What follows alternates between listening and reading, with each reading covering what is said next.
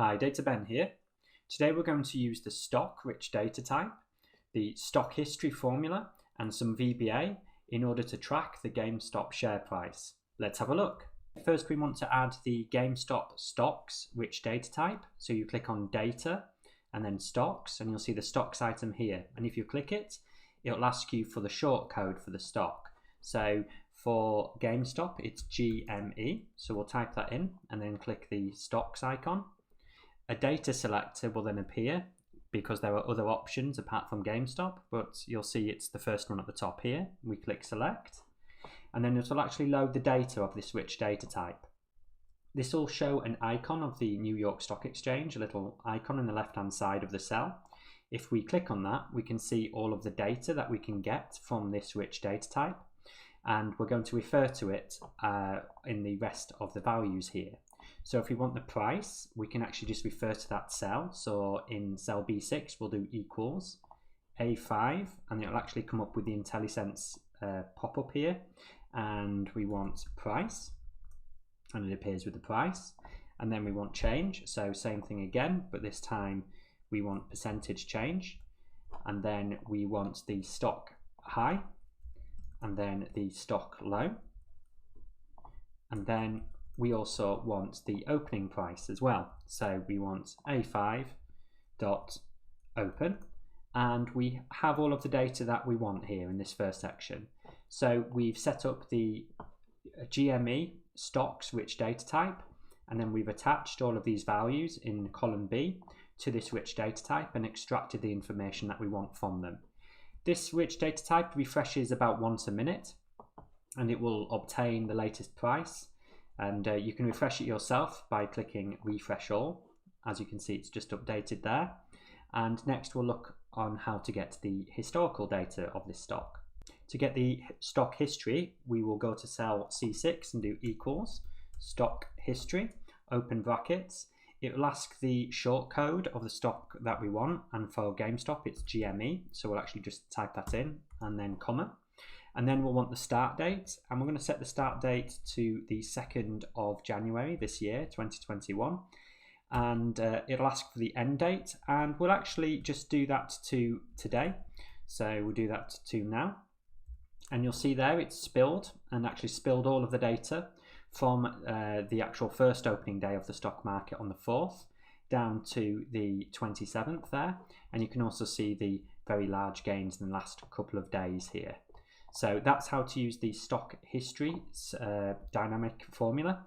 And you'll see in the top left, we can edit this formula, but if we try and edit it in any of the other rows here, it goes into a light grey, and we cannot actually edit it here. So do remember that you can only edit dynamic array formulas in the top left hand cell.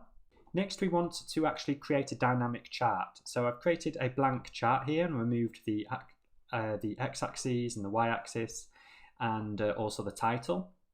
And what we want to have is we want to have a timestamp of the stock and then the price that the stock was at this time.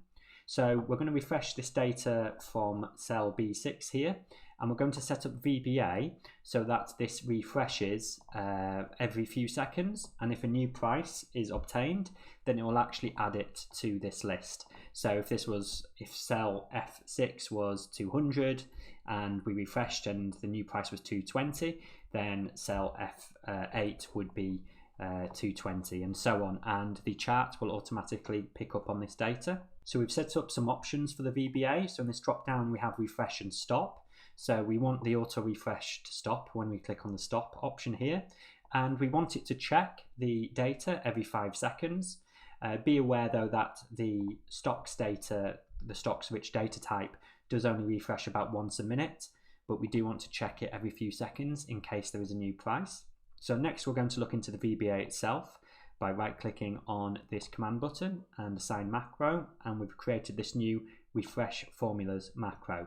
So let's dig into this. We have the worksheet change function here, which is actually built into the worksheet. So whenever any change is made to the worksheet, such as you typing into a cell or changing an option, this will be called automatically.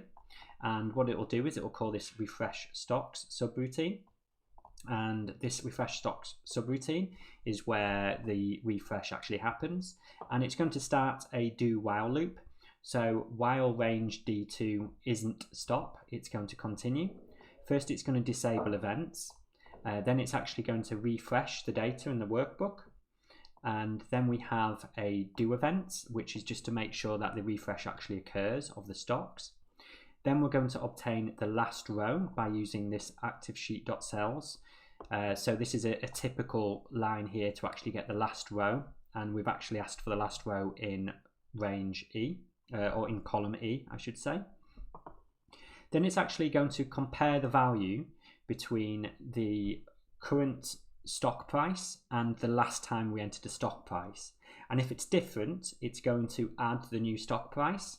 If it's not different, it's actually not going to add any new data, because we don't want to repeat the same stock price. So we don't want to see 300, 300, 300 repeating.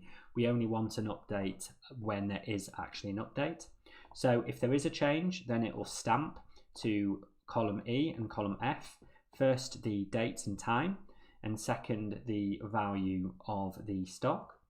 And then it will run another ActiveSheet calculation to force this to refresh and force the chart to update.